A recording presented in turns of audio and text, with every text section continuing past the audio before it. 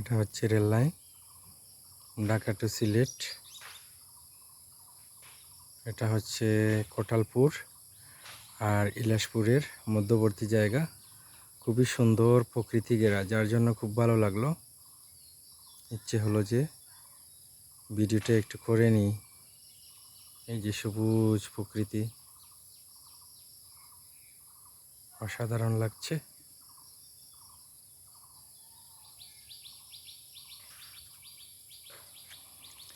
Rail লাইনটা দেখে হঠাৎ মনে পড়ে গেল, এই যে একটা প্রশ্ন বিজ্ঞানে পড়েছিলাম, রেল লাইনের মাঝে মাঝে ফাঁক রাখা হয় কেন?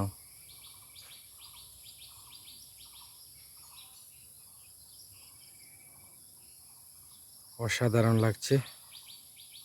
দুই দিকে গাছপালাগুলা এসে মনে হচ্ছে কোনো টানেলের মধ্যে দিয়ে রেল লাইন চলে গেছে। এই যে মনে হচ্ছে এটা কোনো টানেল।